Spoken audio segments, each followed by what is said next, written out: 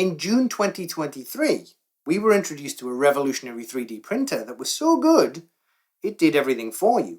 Seriously, everything. The Hagear's Ultracraft Reflex was the plug-and-play machine we'd all been waiting for. But not that many of us miniature printers appeared to be rushing out to buy it. Interest in it dropped faster than ratings on Disney Plus shows.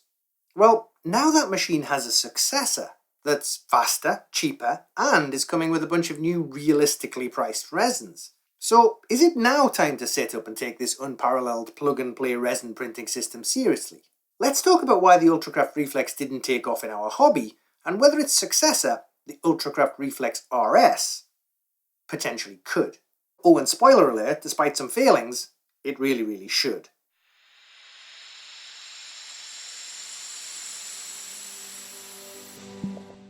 Hi, I'm Will and welcome to The State of Play. When the original Ultracraft Reflex hit the market, I wanted one. Hell, you probably wanted one. A 3D resin printer that literally did everything for you. Nothing to learn, no settings to change. A printing system that was universally praised as being so good, it made everything else feel like toys. Just load a bunch of models into their slicer, which will analyze them, orient them, support them, and then you hit print. And out the other end comes pixel perfect production quality prints akin to an injection mold. It was literally the holy grail of plug and play. I mean, what was not to love? Well, it turned out what people didn't love was a printer at £1,400, resin at £70, and a slicer where you couldn't change a damn thing. And many of the YouTube reviewers who got the machine free were loving it, while simultaneously dissuading people from buying it for not allowing third-party anything. After learning this, very few people were willing to stick around to look under the hood, so to speak. Most of us pretty much dismissed it as too expensive, too restrictive, too locked down, and that was that. It didn't even matter at this point that the Ultracraft did it all for you at top-notch quality. What attracts most people to 3D printing in our hobby is the ability to get a lot more miniatures, scale models, and terrain for a lot less money. Money doesn't just talk with hobbyists.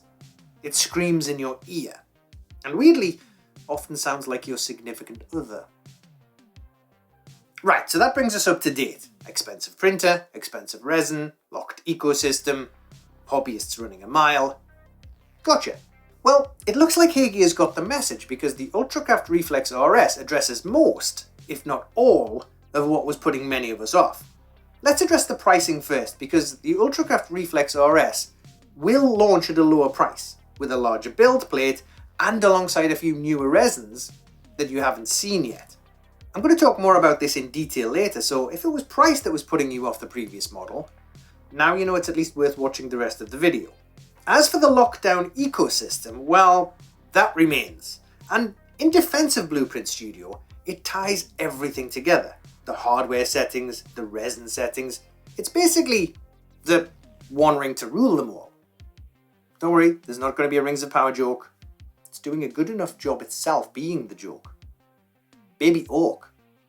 Do-do-do-do-do-do. Baby Orc. Do-do-do-do-do-do. Mommy Orc. Do-do-do-do-do-do. Mommy Orc. I know many of you hate the idea of a proprietary slicer, but it's for people who want the printed models without having to learn virtually anything. So let's have a look at what I got just by dragging some models into Blueprint Studio.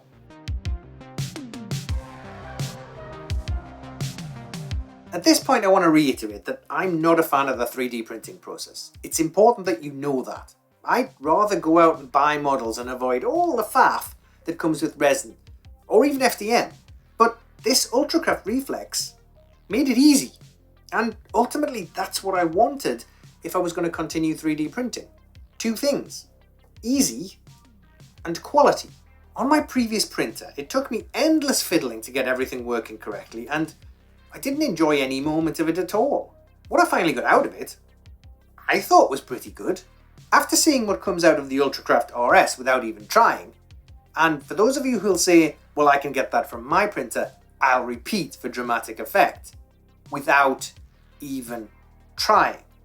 It's now kinda obvious that what I was accepting previously was the poor man's alternative. It really got me wondering how many people out there are looking at their models and thinking, wow, these are good, when in fact they're, for want of better words, mildly shitty, slightly better than board game models. So I thought I'd reprint the same exposure test models that took me ages on my old machine. Not as an exposure test, because you don't need to do exposure tests on this machine, but to compare it with what I got before as my previous best. And there you go. I mean, it's night and day, isn't it? And I did nothing to get these. I just loaded them into Blueprint Studio, picked the resin, sliced the file, and then printed it. Went away and made a cup of coffee and then came back when they were done. To be honest, I didn't find the 30 micron markedly better than the 50 micron for all the extra time it took to print, which comes in at just less than twice the print time. Do excuse the white residue, I was impatient when curing them so they were still wet. It's not what you think, I know they're good, but come on. Come on. Considering I was only doing 2 flat exposure models consisting of only 61 layers, they took 26 minutes to print. At 30 microns, that went up to 44 minutes. The Ultracraft Reflex is supposedly a rapid shaper. I guess I assumed that meant it would be fast, and I'll get onto how Hagees and indeed other brands measure speed a little later, but I didn't really find anything about this machine particularly speedy.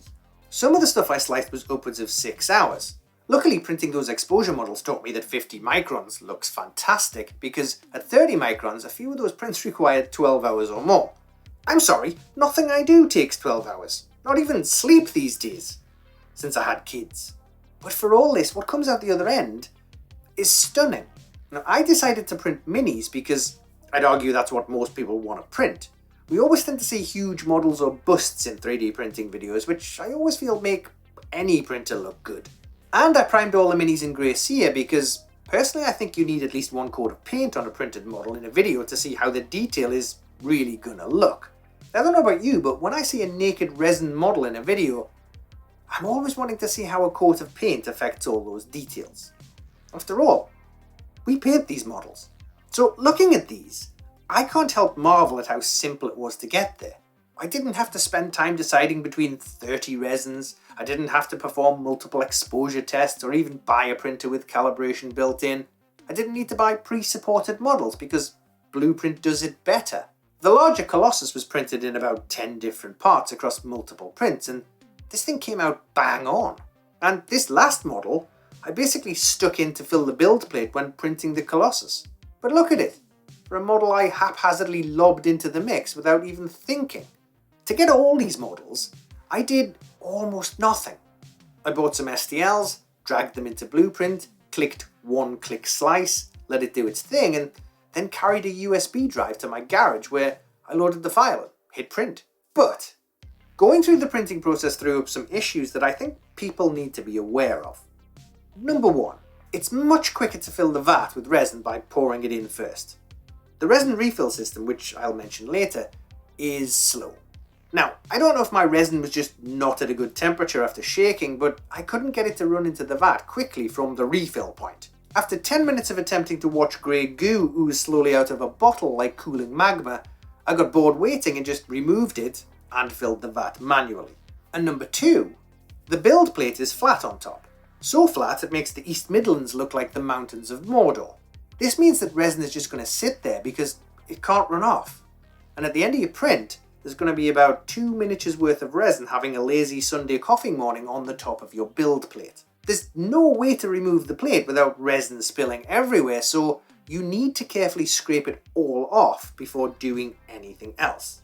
If I wanted to glaze a cake, I'd have baked one.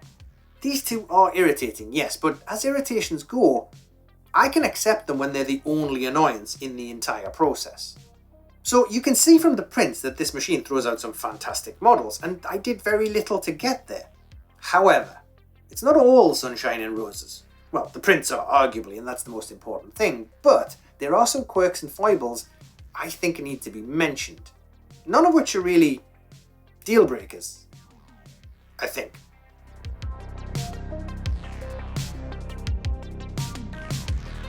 I was going to cover the wash and cure machines today, but this video was getting long and, well, they're still the same. And, well, you've probably seen the jiggling dancing wash machine anyway. The infamous wash box that felt like an initial concept from a first-year product design student, destined to graduate with more debt than grades. I had nowhere to put it where it wouldn't shake the living hell out of everything nearby, It was like doing the dishes during an earthquake. So if you want to see those, do a search for the previous Ultracraft Reflex on YouTube.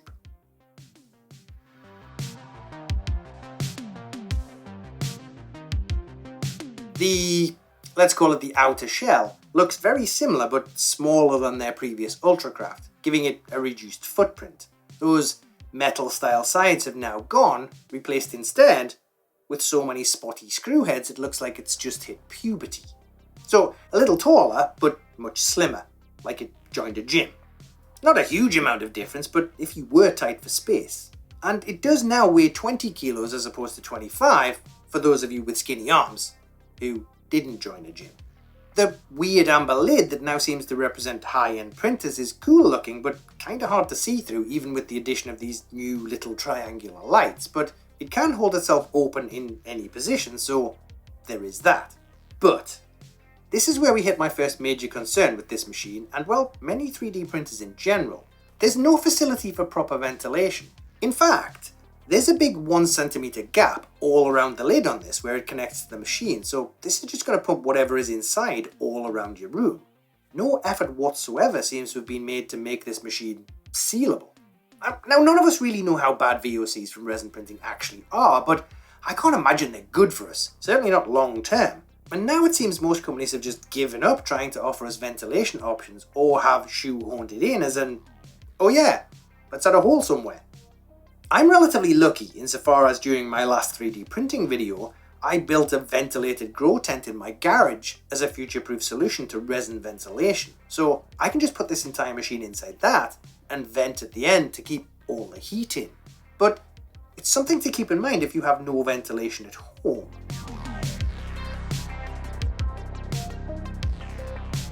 The power connectors, power switch and USB are easily accessible on the side here, not the back, which is much easier than having to do everything doggy style.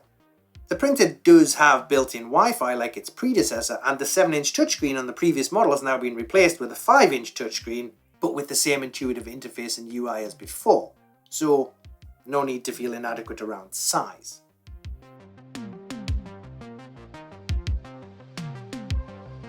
Now comes my second concern, because the heater has been removed from the base machine and is now a separate purchase that you can install quickly yourself. It comes as part of the Pulse Release Resin VAT upgrade. Now, stupidly I installed this before I realised I should be filming it, but suffice to say it's 2 screws, a cable connector, and a power cable fed through the back, so not rocket science. But that's not my issue. 1, I now have a second identical power brick dangling out the back of the machine, so need to find another plug socket. 2, I question why they removed the heater in the first place. 3, why did they couple it with the Pulse Release VAT? And 4, why on earth did they go back to awful screws to hold the VAT in place? For those who didn't watch any videos about the previous Ultracraft machine, the Pulse Release module is effectively a super expensive air compressor that pumps and sucks air under the FEP to aid release of the model's printed layers, leading to 20% faster printing. Now this has some huge benefits like being able to create incredibly fine supports, but as they didn't send this module to me, I don't have to sell it to you. Because anyone who owns an airbrush will be questioning why a tankless air compressor needs to cost anywhere near £695. So to get the heater, you need to buy the VAT that works with this Pulse Release module. This is the standard VAT. I'm not really sure why there's no option to have a heated VAT without the Pulse Release. The previous model had one. Surely it's possible to make one for this. This is the Pulse Release VAT. And this VAT has a completely different and no doubt more expensive FEP installed. So when it comes to replacing the FEP, which is a consumable component, I can't see this being a cheap and easy swap out because the Pulse Release FEP appears to have 2 layers. I guess like a flat stretched balloon. I do genuinely question why they thought removing the heater in the first place was a good idea, when 75% of the world do not live in a hot climate 52 weeks of the year. The most popular printers at the moment are the ones with built-in heaters because it means we can all print anywhere all year round. It seems they've just assumed people will print in their warmer houses rather than colder outbuildings or garages. But considering we now know that this machine has no ventilation whatsoever and more holes than a 1-star hotel in Bangkok, I guess it's up to us to refrain from inhaling and exhaling at home?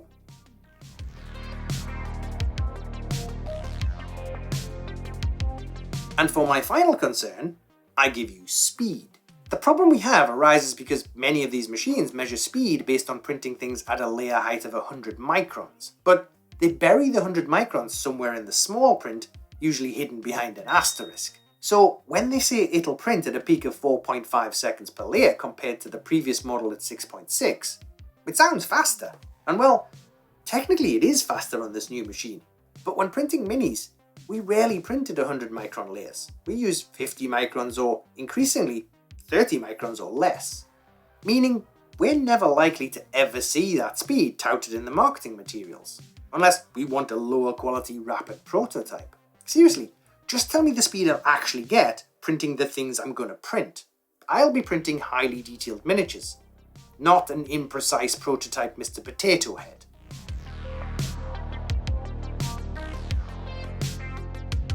Now, moving on, gone is the sluice gate found in the original Reflex. Yes, you can still load your resin bottle into the back of the machine and the ball seal will open when it hits the plastic stalagmite. It's a much cruder method to achieve the same thing, which is keeping the vat topped up with resin.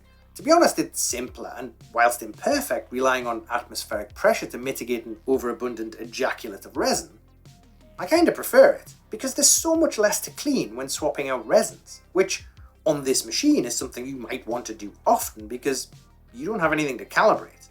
A lot of new printers are coming up with these overly engineered resin refill systems, seemingly completely forgetting that these need to be cleaned out.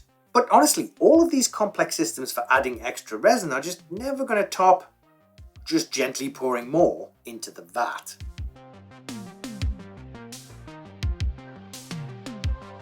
Which brings me nicely onto the screen. Not the touchscreen, the exposure screen. The original Reflex screen was 6K with an XY pixel accuracy of 33 microns, and created some utterly amazing looking models. Check out 4Hammer's video. The Reflex RS is an 8K screen with a precision of 29.7 microns. I'll assume also XY. But, and this is the big but, Hageas have never marketed their machines on screen resolution because they know that's not what makes a print. Something that many people have still not grasped. What determines quality output is literally everything else working seamlessly together, especially pixel size and layer height known as voxels. So, at its best, the Reflex RS will print voxels at around 30 microns cubed, and considering the previous machine already produced fantastic output, and these numbers are better, hopefully it now makes sense to people why Hageas focused more on an ecosystem and not on a stupidly pointless 16K screen size.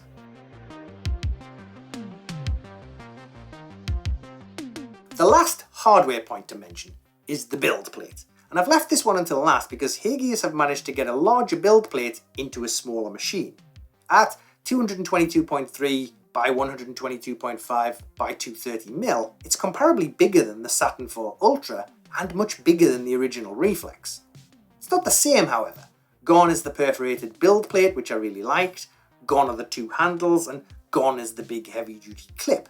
These have been replaced with a flat etched plate with a smaller clipped latch at the top. And I'm so pleased I don't have to level it, which is one thing on my previous machine that took me stupid amounts of time using multiple sheets of paper. I felt like Indiana Jones trying to steal a golden idol by guessing how many sheets wouldn't release a rolling boulder.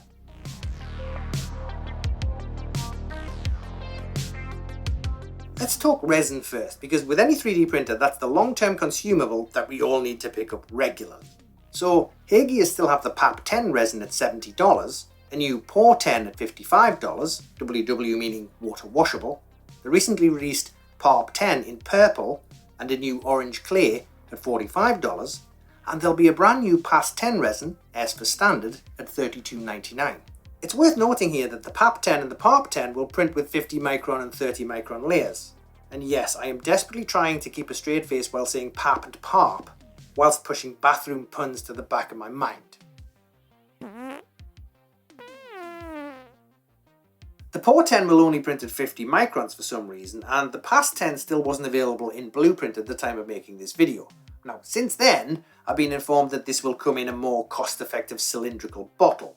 Hopefully they'll consider doing this for all the resins in the future, so we can just top up the square bottles. So there isn't really any reason now to balk at resin costs. And well, if you were adamant you wanted different resin, Greedy3D on YouTube has proved that many third-party resins will work on the Ultracraft Reflex. You just don't get to change the slicer settings. Now, I can't see any reason why that wouldn't be the case with the Reflex RS too, but if the reason you were doing that was because the resin was cheaper, well, here gears now have cheaper resins. Pricing on the machine, however, has me scratching my head. The original Ultracraft Reflex was, and still is, $1,399. The Ultracraft Reflex RS is $999. The heater is an addition of $199, making the total $1,200. That's not that much cheaper than the previous machine, which feels like a much more premium build quality. Now, call me cynical, because I am. But with everything that's been removed from the original machine to make the Reflex RS, the 7-inch touchscreen, an airtight lid that seals, the clips on the VAT, the resin sluice gate and loading button, the metal sides, the enclosed internal parts, the solid top clip for the build plate as well as the perforated plate itself, the integrated heater that didn't require an upgraded Pulse Release VAT, the spare FEP that came in the box, and the miscellaneous supplied tools. It feels like the base machine should be about $150 to $200 cheaper, maybe more, somewhere around $750 to $799. So if you're familiar with the previous machine, you might find yourself wondering how on earth the RS isn't much cheaper. Don't misunderstand, it's still light years ahead of other printers in output quality and ecosystem, but it kind of feels like the long lost cousin that turns up on your doorstep. You can kind of see a family resemblance and there's clearly a heart of gold, but you can't have them talking to your friends. With the original Ultracraft Reflex, the machine was outstanding in every way, but we hobbyists were faced with paying business level prices for a professional level 3D printer. And most of us only want to print to reduce the amount of money we give to hobby companies. So the cost was just too high. The Reflex RS has brought it closer to realistic cost levels for both machine and resin, along the lines of the Frozen Sonic Mighty Revo. It's still going to come down to a basic choice between higher priced simplicity or lower cost hard work. But price aside, and if you can stretch to it, I'd highly recommend it, as this is literally everything I've been looking for in a 3D printer. Namely, I do very little, and it does everything I can't be bothered to learn.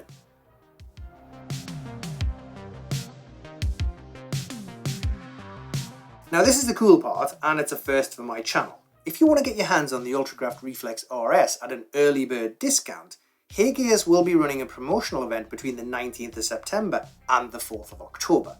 You'll be able to pick up the Reflex RS for only $799, or the combo, which includes the wash and cure machines, for $1,686, which is already a massive discount, and well, more where I think these things should be priced anyway. And because you watch this video, there's an additional $50 discount, which I'll detail in the description. Oh, and there's also some discounts on resin too. In fact, I'll put all this info in the description for ease. All it remains to do now is thank my amazing patrons for their fantastic support, without whom I probably would have stopped doing this a long time ago. As always, please consider subscribing, leaving a comment, sharing the video, which all help tell YouTube not to dump my video in the nearest river after hardly any views. Like my blue tack video. Although, a big thanks to Wayland Games for featuring that in their recent email. Thank you. Or if you want, you can visit my website and pick up some hobby tools. But whatever you choose, it helps the channel. Oh, and if you didn't watch my video on real-world 3D printing to see why the Ultracraft Reflex RS is such a game changer, check it out on my channel. And that's the state of play for today. I'll catch you guys next time.